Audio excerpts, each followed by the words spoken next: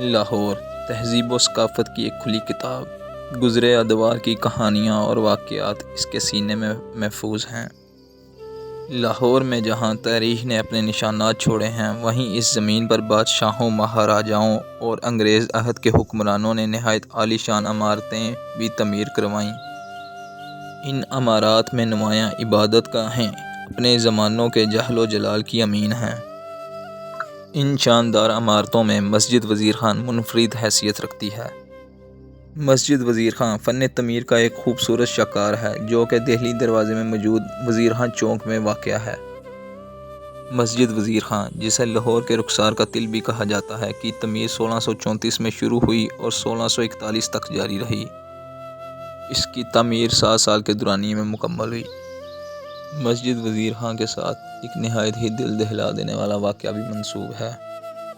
اس واقعہ کے مرکزی کرداروں میں راجہ رنجیت سنگھ اور طوائف مورا شامل ہیں۔ اس کہانی کا آغاز تب ہوا جب راجہ رنجیت سنگھ کی عمر محض 15 یا 16 سال کی تھی۔ راجہ رنجیت سنگھ امرتسر کی ایک طوائف، جس کا نام مورا تھا، اس پر دل ہار بیٹھا۔ راجہ رنجیت سنگھ اکثر اس کے کوٹھے پر جایا کرتا اور بعض دفعہ کچھ شاہی فرمان بھی اس کے کوٹھے سے جاری کرتا۔ وقت گزرتا گیا اور دونوں کی نزدیکیاں بڑھتی گئی۔ جیسے ہی راجہ رنجیت سنگھ لاہور کا حاکم بنا، اس نے مورا کو امرتسر سے لاہور بلایا اور لاہور میں اس سے شادی کر لی۔ تاریخ دان لکھتے ہیں کہ دونوں نے شادی کی پہلی رات مسجد وزیر خان کے ایک مینار پر گزاری، جس سے کافی تنازع بھی برپا ہوا۔ بغاوت کی بہت سی آوازیں بھی اٹھیں۔ مسجد وزیر خان مغلیہ دور کا ایک عظیم شاہکار ہے۔ اس کی تعمیر میں سرخ اینٹوں اور سرخ چونے کا استعمال کیا گیا۔ دیواروں پر عربی زبان میں نہایت ہی عمدہ عبارتیں تحریر کی گئی ہیں۔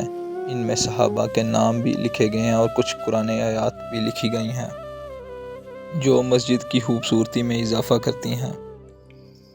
13ویں صدی کے مشہور اولیاء حضرت سید محمد اسحاق، جن کو میرا بادشاہ کے نام سے جانا جاتا ہے، کا مزار بھی مسجد وزیر خان میں واقع ہے۔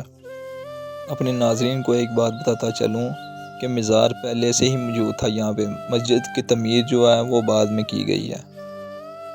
مسجد کی ثقافت اور خوبصورتی کو برقرار رکھنے کے لیے تعمیرات کا کام جاری ہے۔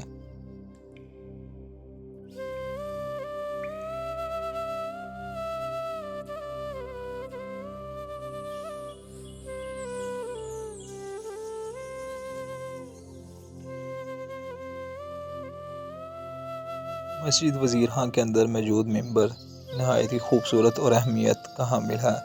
اس کو اخروٹ کی لکڑی سے تیار کیا گیا ہے۔ دیواروں پر نہایت ہی خوبصورت نقش و نگاری کی گئی ہے۔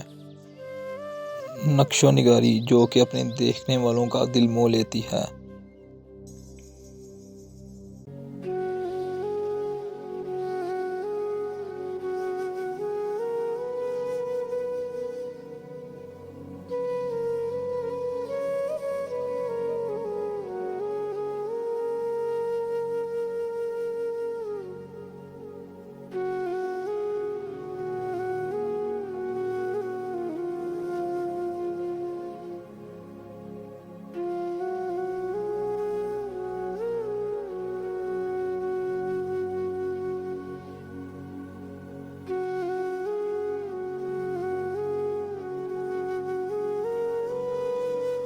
ناظرین، امید کرتے ہیں کہ آج کا ولاگ آپ کو پسند آیا ہوگا۔ دعاؤں میں یاد رکھیے گا۔ ملیں گے اگلے ولاگ میں۔ اور جو لوگ چینل پہ نئے ہیں، ان سے گزارش ہے کہ چینل کو سبسکرائب کریں، ویڈیو کو لائک اور شیئر کریں، تاکہ مزید آپ تک اس طرح کے اچھے ولاگ آتے رہیں۔